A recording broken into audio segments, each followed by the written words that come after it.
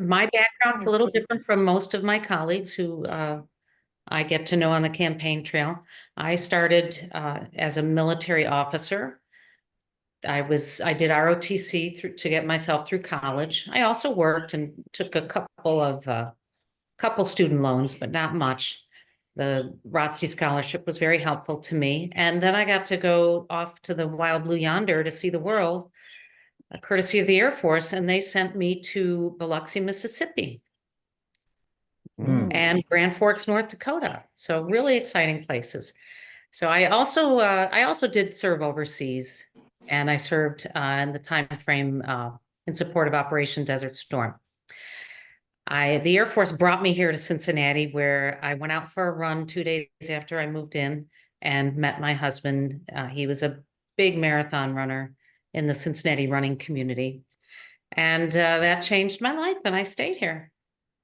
So after we started our family, I went to law school and had our second child at the end, about 9 days after exams in the spring semester, my first year of law school. And after I graduated from law school, I went to work at a small firm, but I served as a public defender as well. I was to handle the felony docket for close to 6 years. And at that point in my life, I was I was ready to open my own law firm. So I opened one up out here in the suburbs. And I represented people who were injured in employment discrimination, civil rights violations, and predatory lenders and consumer fraud. I also represented small businesses, helped them come on board, helped them get organized, and represented them in contract negotiations and disputes and things like that. So kind of a broad-based practice. In 2008, I got elected to the state legislature. I flipped a tough seat out here in the suburbs and survived two more races. In 2014, I chose not to run for my fourth and final term. I instead ran for Ohio treasurer.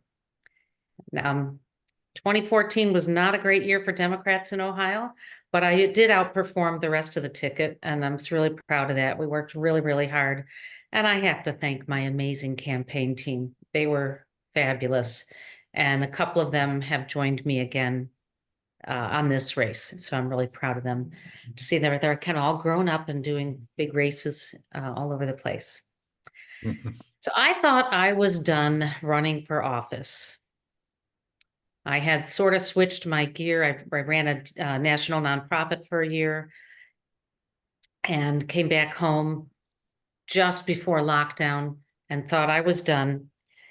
Todd Portune called me when he was very ill and asked me to run for county commissioner. I was not successful in the primary. That's the year the governor canceled the primary 16 hours before the polls were to open. So it was a little bit tough to know how that would have come out. We felt we had done a pretty strong job. And so then finally I thought, okay, now I'm just going to help others. But last summer, I was contacted by two retired judges, one Democrat, one Republican. And they told me that if I would look into this, they'd be very supportive of me running. And I was really honored that they thought that much of me, and especially the Republican judge would dare to do that. So it was a nice compliment, but I had to really think about it. We had my husband had had some health issues, and I was very concerned about that. But by the fall, he seemed to be doing really well, and I did some research. When the judge calls you, even if they're retired, you got to listen to what they say because they're the judge. So I did some research, and I found some shocking things. And I'll go through some of those. But I decided ultimately to run because I've always been drawn to service. I mean, that's why I went into the military and got involved in different types of actions here in Cincinnati before I even ran for office. But I'm also very committed to public safety. Just a few months after we got married, I was coming out of the women's meeting at church when I got mugged. And the guy grabbed my purse, which was attached to me, and dragged me down the street about 30 yards or so. and eventually was able to wrest it away from me. And it was pretty traumatizing. I couldn't answer. The police came and they were really good. I couldn't answer their questions because I was too stressed from it. And they got my husband to come get me, and they drove my car home because I was in no condition to drive. Mhm. But I think it was that incident that led me to look at law, as I was bound and determined to do everything I could to make sure other women and girls, of course, could walk down the street safely. I was standing on not even to the sidewalk, on the apron right in front of the church. So it was pretty distressing. So I did eventually go to law school. And I see everything I'm talking about, I see through the lens of a former military officer, a public defender, the owner of a law firm, a legislator, and a victim of crime. And I'm very committed to public safety. But unfortunately, our prosecutor's office, as it stands currently, is not. And let me tell you what I learned from my research. Young prosecutors go into court, they don't know how to put their case together. The judge is allowed to give them a second chance. They still don't know how to put their case together. Judge, what's the judge supposed to do? They got to follow the law. That's their job. They throw out the case. We don't know if that person needs a prison sentence or if they're innocent. Just don't know. What we do know is that the prosecutor couldn't do it. And these are young attorneys I'm talking about. We've also seen, I went through all the appeals decisions from last year, 2023, and saw admonishments from the court: prosecutorial misconduct, error, error, error, error, failure to know how to qualify a witness, failure to present the evidence failure to disclose evidence, key evidence. So, so I could tell just from what I learned there that the prosecutor's office is not doing its job. But you don't have to take my word for it. Last month, the Cincinnati Enquirer published a front page story on a Sunday called "Justice is for Sale." And they issued a scathing critique of how the prosecutor's office mishandled dozens of murder cases. It was a very long article, so I don't blame you if you didn't read it all. But they did the same things that I've been reading in the appeals decisions. Poor witnesses, jailhouse snitches that were not reliable, failure to turn over evidence, terrible, terrible mistakes. And so some men got sent to prison wrongly. Some men, we don't know if it was wrong or right. They're going to retry it. But think about the victims. The victims thought, okay, they're taking care of me. They've got the guy. My sister has justice, or whoever the family member was that was murdered. But now they find that they didn't do that. They arrested an easy mark and made up a case to support it. I don't know how anyone in that office can sleep at night. So I do want to say that these mistakes, and especially that article, just prove that we desperately need new leadership in that office because they're not getting the job done. So I have 3 goals. Number 1, I'm going to create, all right, 4 goals. The first thing I'm going to do is have a staff-wide meeting and let people know that we're going to pursue justice with integrity, and that is the bottom line, period. I'm not going to accept anything less. That is my expectation. So to get there, the first thing we're going to do is create a training program. They do have a 2-week orientation program. The city of Cincinnati has a prosecutor's office too. Their training programs is 6 weeks. And then depending on what kind of law they go into, they do another 6 weeks. Every other prosecutor's office I've spoken with has at least 6 weeks. Some have 12. I think we're a big enough county that we can use 12. Number 2, I'm going to create an internal audit program. After reading that scathing article in the Inquirer, I'm not confident in the work the prosecutor's office has done.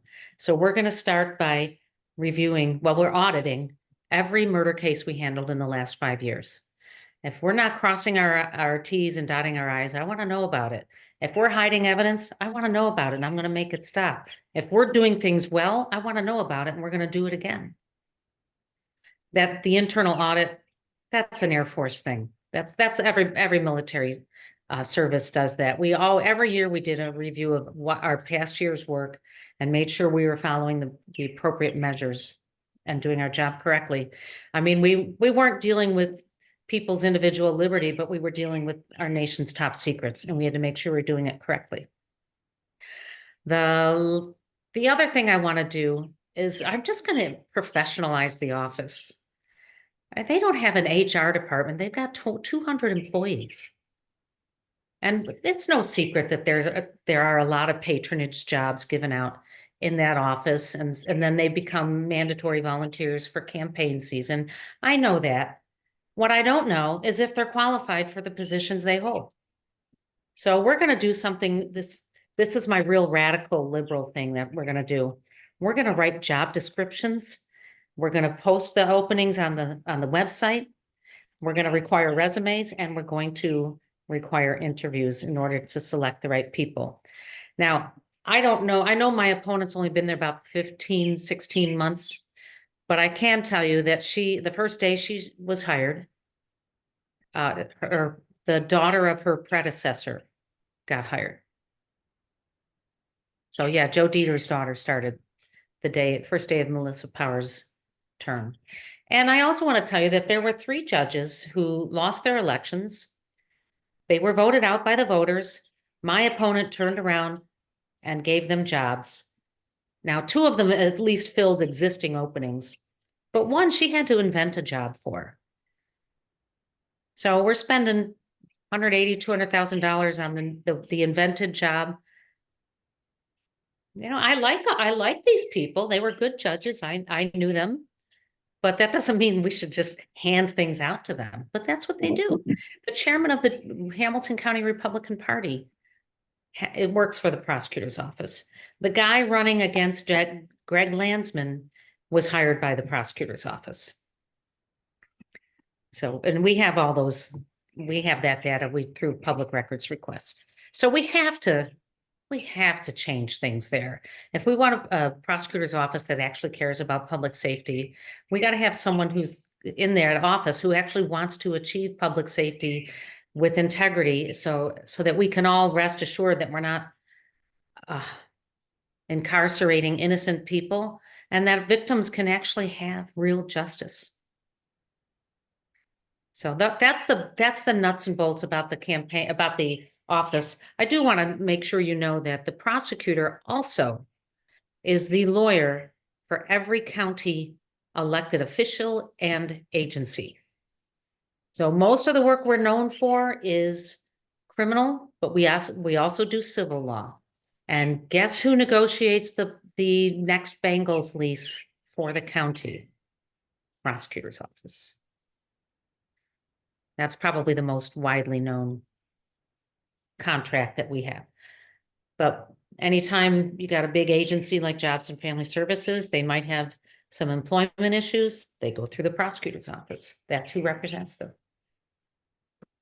So I'm ready for questions.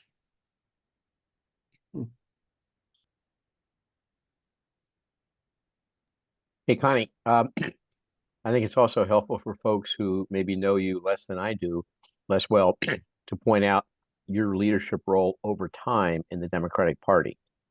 Because I think were you not the co-chair? I was co-chair of the Hamilton County Democratic Party, elected, I want to say 2018, pardon me, 2018.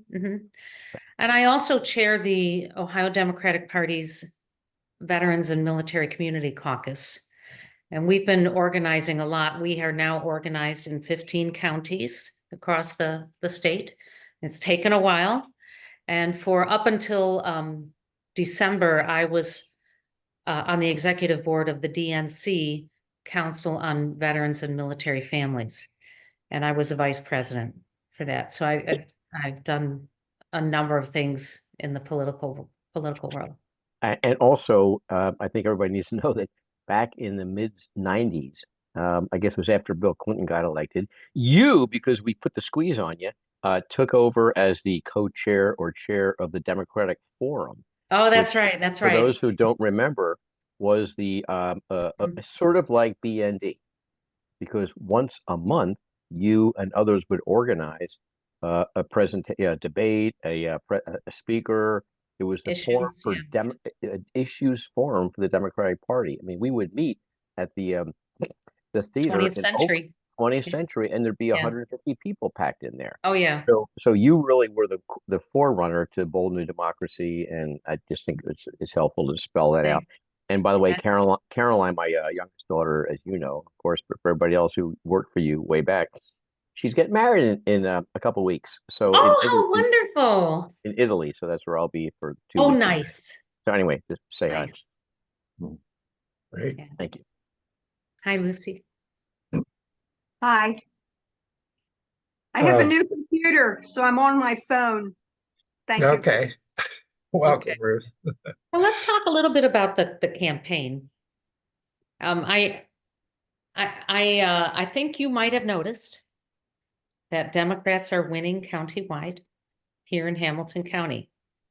We have almost every county-wide executive office, the 3 commissioners, the auditor, recorder, treasurer, clerk of courts, coroner, and sheriff.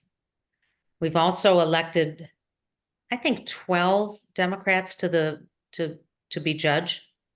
I might have that wrong, but it's over 10. So times have changed. Last year with issue 1 on the ballot in November, Hamilton County voted for issue 1 by a margin of 30%. It was Yes. huge. Turnout was about 50%, so it was pretty high for an off-year election. And it was because of issue 1 and probably issue 2 as well. So we have a different voting demographic than when I first ran for state representative. We also have the good fortune that I do have some name recognition because I've been elected, and my races were usually visible races. So I was on TV, I was on radio. So people outside my district have heard of me. People in my district know me pretty well, in my former district, sorry. And we have two other things that I'd like to share. Well, 3. Okay. One is I'm a seasoned campaigner and I'm a hard worker. So I've been working on this since making the decision at the end of summer. And we've been working hard since then.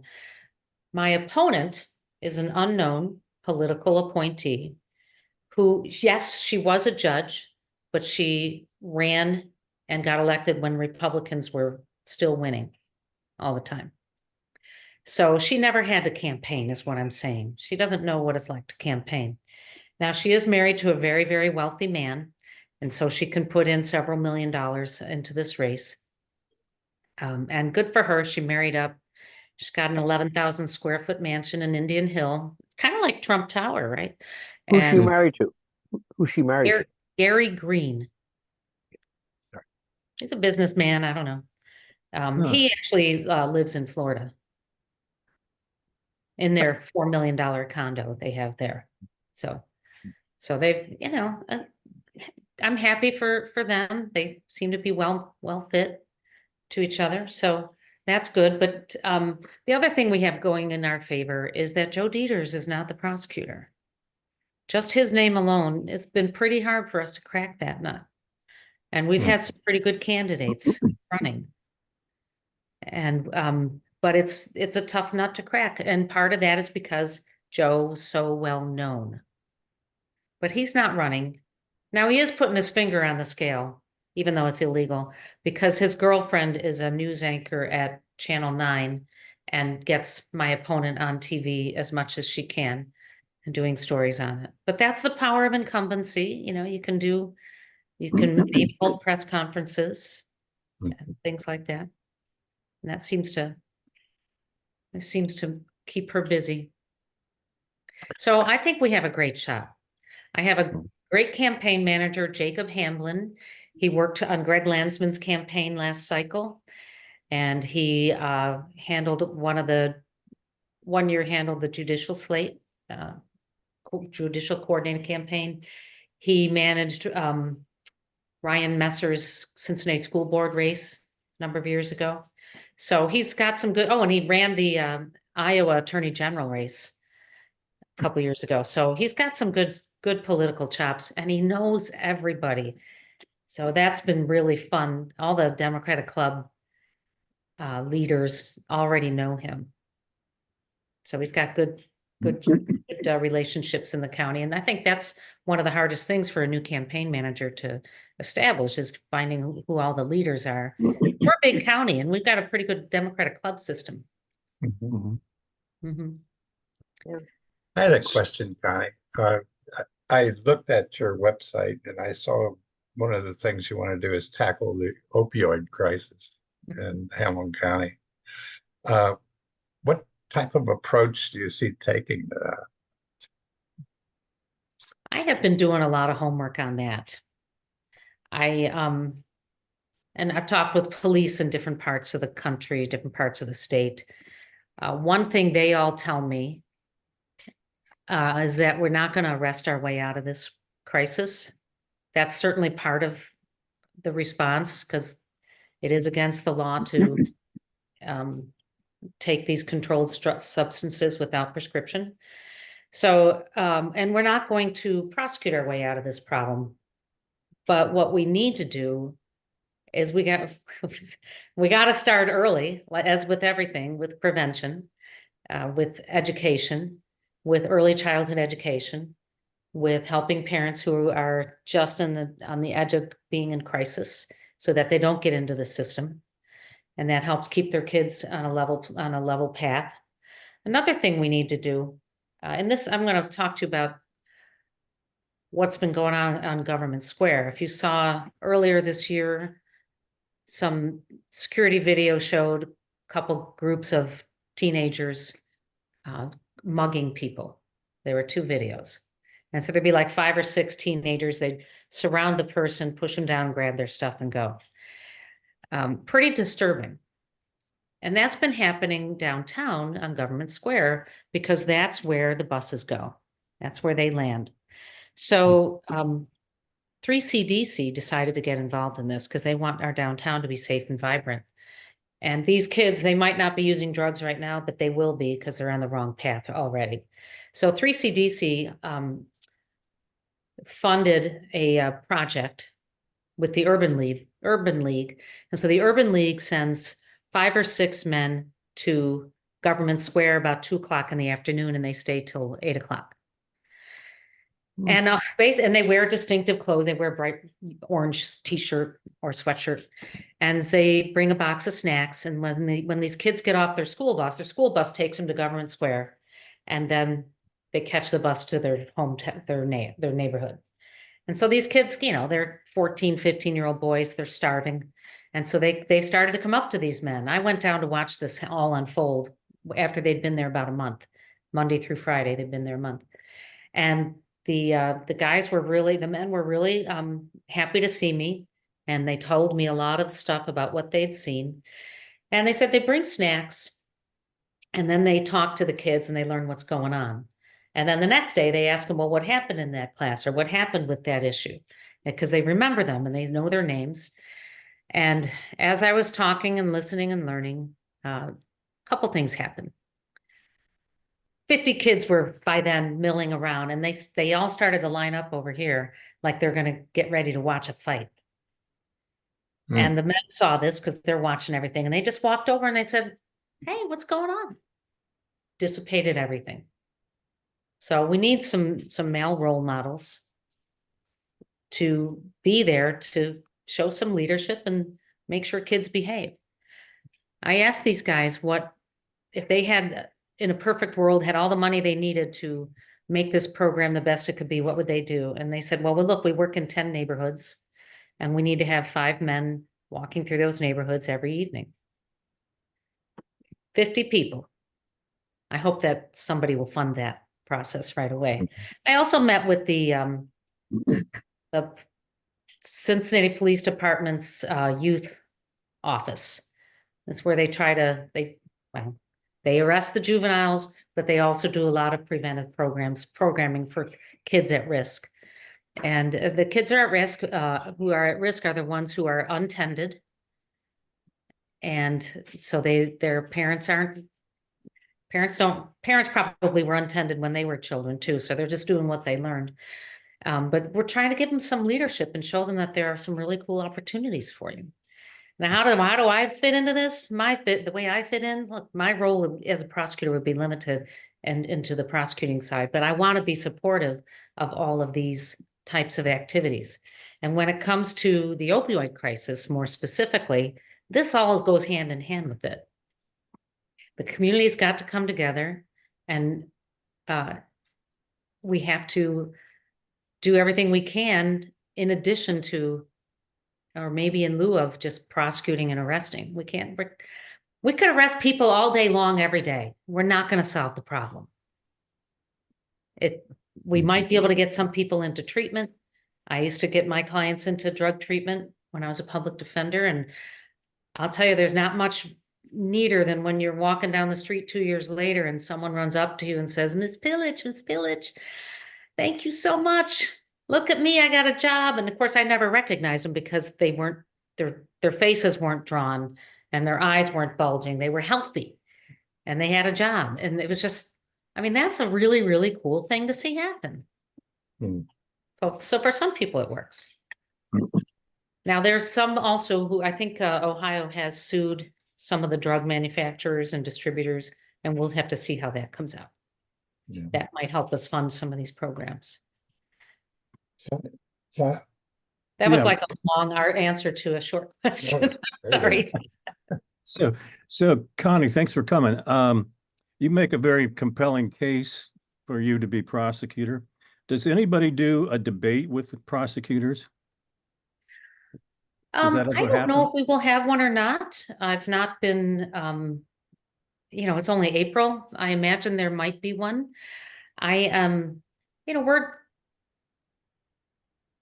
want to say, also we're debating, my team and I are debating whether we will try to do our own and invite her. We just don't know yet. I think the League of Women Voters will certainly have a candidate forum. And frankly, I'd like candidate forums better because you can just talk, answer questions. You don't have to bicker back and forth. It seems more civil, but we're at the mercy of the format that they want to run. So there probably will be one. Yeah, I can tell you, I'd like to share with you some of the criticism they're going to say about me. Now, first of all, they're going to make stuff up. They always do. But because I was never a prosecutor, they're going to say I don't have any experience. But I actually have all my opponent has done. She was a prosecutor back in the day. I remember her from the courthouse, and then she was in juvenile court. But that's all she's done. Oh, no, wait, she was a model. She was a fashion model for a while. So she was a model and she was prosecutor and a judge. She has no executive skills. I have the exact right blend of leadership skills, trial skills, and business skills. I do have an MBA. I ran my own law firm. I ran a nonprofit for a year and cleaned that up, got them out of the red into the black. I know how to fix these things. That's why I'm the best candidate. This is a leadership position. If the prosecutor is not supposed to be in the courtroom trying cases, not in a county of this size. If we were in Noble County where they only have court once a week, yeah, probably okay. But we have 35 courtrooms and 111 prosecutors. So I couldn't be in, anyway. If I spent my time prepping for a serious case, first-degree felony murder trial, I'd be prepping for weeks, and then I would be in court for weeks. That means I'm not doing my job. That means I'm ignoring the leadership role that I'm supposed to be playing. Well, my wife is really involved with the League of Women Voters. Oh, okay. And she's putting together, it's just going to be a meet and greet, and it's going to be 6 people. It's going to be the 2 people for prosecutor, the 2 for sheriff, and I can't remember what the other office is. And so they'll be contacting you once they find a place and find a time that everybody can make. So Mhm. that's going to happen. That's nice. I Good. mean, she kind of feels like VXU does a very good job of laying out everybody, and the League of Women Voters puts out the, who, what, where, why, I forget what it's called, but that paper that's Yes. really The good. What So she's election.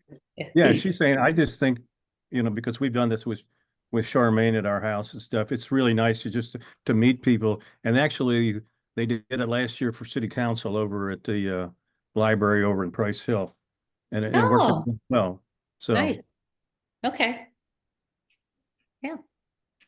Connie, Great. I couldn't find how you put your hand up on here. It went away on my screen, but so I'm just talking. I'm just curious, what do you think your biggest challenge in this campaign is? And do you know much about your campaign strategy? Like, what are you focusing on? Is it fundraisers, meet and greet, door to door? I don't know. The biggest challenge in this campaign is going to be money. Yeah. Because my opponent's married to a very, very wealthy man, like I described her home. They have a private helicopter, they've got a property in Florida, etc. And, good for them. I have, no criticism of her lifestyle, but she has money to throw away on this race. And so she will. Now, so I'm spending most of my time fundraising because I have to be able to compete. And I think this will be a very visible race. So we will be communicating across all media that we can come campaign time. And digital, broadcast, cable, if cable's still a thing, streaming, radio, direct mail. We'll be doing all of it. Hmm. And I am lucky that at least I start out with some name recognition. I know she's working hard to create some name recognition. I don't think it's going to be anywhere near as powerful as what I already have right now, but Agreed. she has money, so she'll just flood the airwaves. Right. And Did I just have to say, I appreciate that you were in the public defender's office, because I think that gives you a broader look at the whole criminal justice system. You're not just coming at it from a prosecutor's side. You're flipping now to a prosecutor's side, but I think it gives you a much broader view of how to approach cases. Thank So, you. yeah. Brewster. Well, so Connie, he's going to nail you with all this money on the idea that you haven't been a prosecutor before, correct? Correct. You've tried a lot of cases, Yes. however, correct? Yes. So how many cases do you think you've actually tried? I Hundreds? Hundreds? I could probably, yeah, I couldn't begin to count. How Yeah. many has she tried cases? She's been a lawyer. Sure. She's She been a was judge. She was a Um, prosecutor back in the day. Right. Okay. So Yeah. she obviously has done a lot of that. So anyway, I can see her spending zillions of her husband's dollars trying to define you early. Yes, and she has the If I money were to. if I were her campaign manager, that's what I'd do. Yeah. I nail you as somebody who is totally incompetent to be the prosecutor for Hamilton County. Whether you haven't had experience, you're soft on crime, you don't know what you're talking about, that kind of thing. Yeah. So I guess the question here is, A, what's a good sort of defense against that shit? Secondly, what's a good offense against her? And you mentioned some of the shortcomings of the office of the prosecutor's office and how they operate. Yeah, So she grew up in that yeah, office. Yeah. So yeah. our defense is to get out as early as we can and define me under Right. our terms. And if I can raise the money, I'll be able to do that. I just made a donation while we've been talking here, but go ahead. Oh, good. Another trying to keep Thank pace here. you. Go ahead. Everybody can go to conniepillich.com and donate online. So our offense against her is basically the truth that the office is terribly run, that they have high turnover, which is true. They've got 10% turnover just in 2023. They have botched so many cases, and the city and the county have been sued because of their shoddy trial practices as well. And I've got the court decisions to show this. And so she's doing nothing. She talks about how terrible things are, but she never says what she's doing. Now, Yeah. she did, the day before that article in the Inquirer came out, she announced that she was creating a conviction integrity unit. This is something that Fanon Rucker campaigned on. But you read the webpage on it, you can't use it until you've exhausted all your appeals. Well, that could be 20 years. Well, come Yeah. on. Why aren't we that's why my proposal to do an internal audit. It's going to be independently operating. The lawyers and investigators there will not be going to the courtroom. They got to be independent. They got to be able to focus freely so they don't have any bias. And they're going to go through these cases with a fine-tooth comb, because I want to be able to sleep at night knowing we got the right guy. So anyway, my only. That's a long answer, sorry. And you and I can talk more about this later, but Yeah. she's the incumbent, you're the challenger. I think Mhm. the challenge that you and we all together face with you is how to demonstrate that she should not continue in that position. It's not in the interest of the public that she continue to be prosecutor in Hamilton County, right? You have to prosecute the case Yes. against the incumbent while standing up for what you bring to the table, which is powerful. And I think people can connect to the military service, to your having served, public defender's office. I mean, all the stuff that you've done in the legislature to stand up for women, for communities. I mean, all the stuff that you've done, the environment. Well, and the prosecutor's office in the county also does environmental cases, right? I mean, they represent different departments in the county. So anyway, I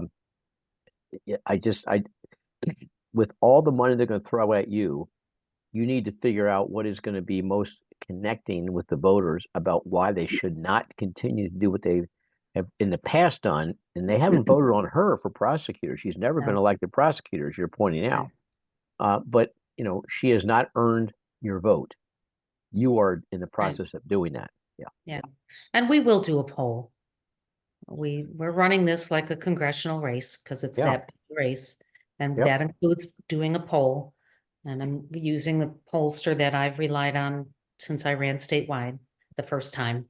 And I think he's top notch. So we will find some of those answers. Good. But I suspect that the amount of criticism leveled at that office from a variety of news sources is going to be something that might stick. That's my thought. I mean, Cool. she's just trying to score cheap political points. It's very unfortunate too that victims or their families are now starting to contact me. People whose loved one was seriously injured or killed, and this prosecutor has used it for political points.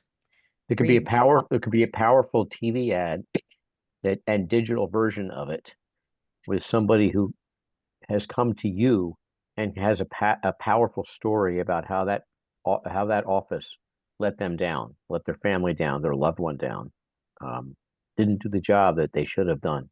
Yeah. One of the she has this elder justice unit thing. Well, I got called by the grandchild of an elderly woman whose trustee robbed her of all of her money. And Melissa Powers refuses to prosecute. Good. Terrible. Thank And you. these people are contacting me now, not everybody. And that guy told me I could use his name, but another victim, family member of a victim, was not keen on letting us use her name. So, Sure. but I can tell you, it's just that the social media stuff that she does re-traumatizes victims. Mm. And it takes days to get it taken down. Wow. So, And I think that's terrible. And I'll tell you and anybody who gets to watch this later that I will never, ever, ever use victims or their families for political points. Never. That's not how I'm going to operate. Sounds great. Well, Any except other for questions? Dan, except for Dan. No. Yeah. Any other questions? Here for Connie? How about a comment? Sure. Okay, first of all, thank you so much because you probably helped one of my very good friends who was addicted, and instead of going to jail, she ended up in a treatment program. She did have to go out of state to find one that we thought was good enough, but and she's now doing really well. She actually just got her RN. And anyway, so I just want to tell you that. The second good thing I want to mention, well, let me reinforce what Brewster Rhodes was saying about a story. We were taught in years and years ago when I was trying to learn how to do marketing, stories sell, facts tell. So if you want to sell, if you want them to remember, please consider that story. I don't know about you, but we've all grown up on stories. When we were children, stories are part of the scripture way of learning things. They really are powerful. In fact, if somebody says, I just want to tell you a story, I shut up and I listen. So I just want to reinforce that. And the third thing I want to mention is over here in Price Hill, we have some interns, and I and some of those interns in the summer are going to be doing voter registration. And I just want to tell you that the chances of, as you probably know, in an area like Price Hill, most people who register to vote are going to vote for Democrats. And it's just to get them, and now getting them to the polls, I know they can register and do that, and then they won't get to the polls. But we're doing what we can over here. So thank you, though. Thank you, Connie. Thank you. You're welcome. Great. I really appreciated your answer regarding the opioid crisis. Years ago, I worked in drug abuse prevention, and we did similar types of things. You have to go back to the people that can prevent the crisis in the first place, and show them role models. And we did parent training. We did parent training in prisons, which the inmates were very supportive of. They appreciated it, teaching them how to be a parent while they were in prison. And I like the things that you said about that. It was great. Thank you. Yeah. I have a question. I'm on the board of a small local nonprofit called the Center for Social Emotional Learning. And when you were talking about prevention and those kids at risk on Government Square, I've talked to Sheriff McGuffey, and we're trying to get together on a program that she can implement in the jail as part of her helping people who are soon to be released, to give them social emotional learning education, to give them peaceful ways to resolve conflicts so they don't re-enter the prison system and don't ruin their lives further. And so I was wondering, every time I see a terrible crime, somebody shooting somebody, I think what a waste that is. The perpetrators ruin their lives and they kill innocent people. And if we could have gotten to them with the social emotional learning to have peaceful conflict resolution, it would have been so much better. So I'm wondering how to get to these people before they're in prison and about to be released. You're talking about getting them before they perpetrate or when they're about Yes. to perpetrate. Yes. And I'm wondering how your office, if you're elected, could somehow put the at-risk people into some contact with social emotional learning skills. Well, obviously, we are not the ones dictating the terms of probation or sentence, but we can make recommendations to the judge. And in my days as a public defender, there were prosecutors who were very happy to agree with me as the defense attorney that the client needed a certain type of program. And I think I don't know if they're still working there. I don't remember seeing them on the list of current employees, but there's no reason why we can't do that. However, there's got to be, if the state is paying for it or the county's paying for it, then that program probably needs to establish a contractual relationship with the county. Because we have contracts with Prospect House, which is alcoholism, half the Talbert House, the Cat House. I can't never remember the full name of the Cat House, but these are drug treatment programs. And of course, we have River City, which is the county-run drug treatment program. And I'm sure there are others that have been developed in the last few years that I just don't know of. So that's part of your nonprofit's program to get certified and be on the menu of options for the judge to look at. Right. I'm not trying to sell our particular program. Okay. And most of our funding comes through Talbert House now, so we have that Okay. relationship. And so it just, it's great to get them before they're in jail for you to recommend a program.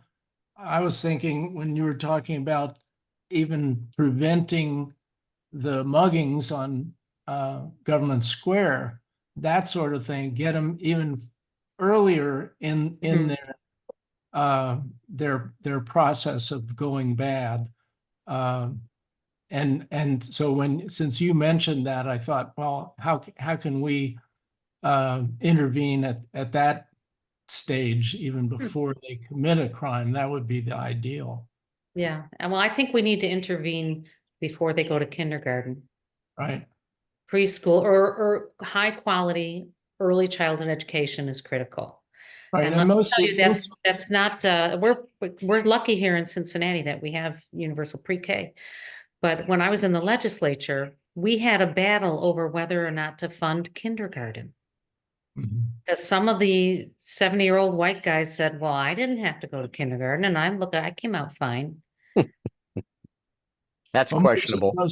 most of our stuff, most of our stuff is in schools now, but because I had a relationship with Charmaine, I had the idea and I approached her with it, and she was welcoming of it, and we're hoping to get together with her in the immediate future in the next few weeks.